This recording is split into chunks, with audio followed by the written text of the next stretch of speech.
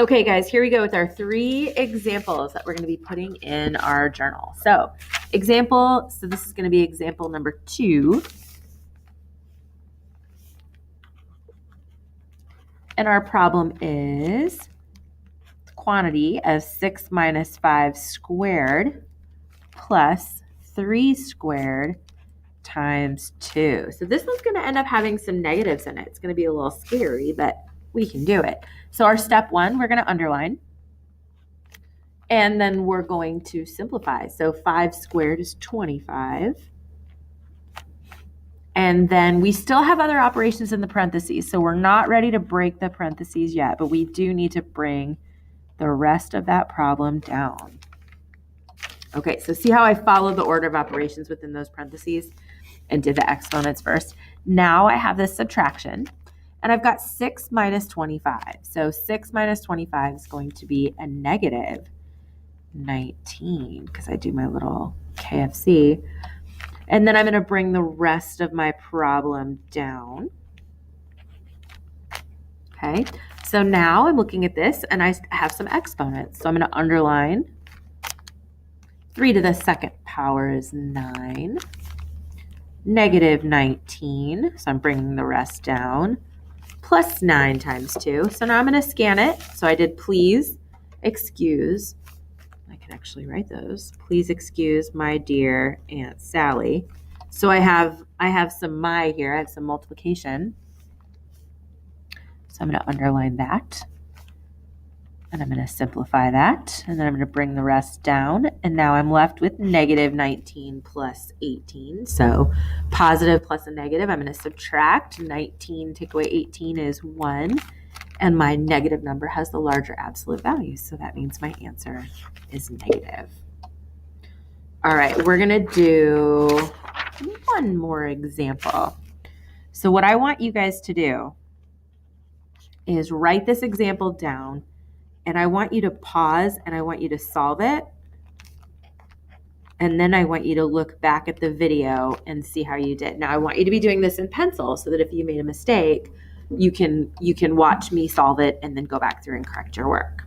Okay, so pause it. And then when you're ready to come back, go ahead and push play so you can see me solving it. All right, so in looking at this, do I have any parentheses? I do not, but I do have exponents. 2 to the third power is 2 times 2, which is 4, times 2, which is 8. And then I'm going to bring down. Okay, so I did my exponents. Now I have multiplication and division, whichever comes first. So I got all kinds of that going on here, but I have division first. So I'm going to underline and simplify. 8 divided by 4 is 2. Then I'm going to bring the rest down. Now, I still have more multiplication, so I'm still on this step.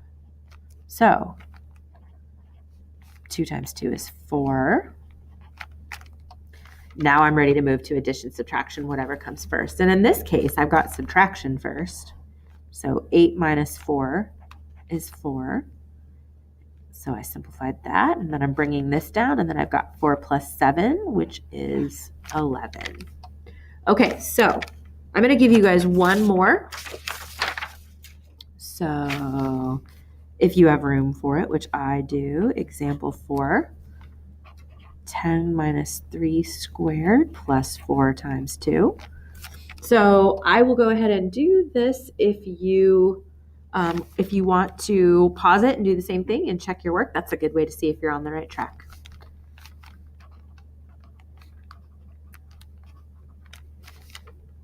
All right, here we go. 3 to the second power, because I didn't have any parentheses, so I skipped to exponents. 3 to the second power is 9. Simplify and bring down. All right, now I'm going to multiplication. 4 times 2 is 8. 10 minus 9 plus 8. Now I'm ready to go to addition and subtraction. 10 minus 9 is 1 plus 8. Oh, you can't even see it. There we go. And then last but certainly not least, 8 plus 1 is 9.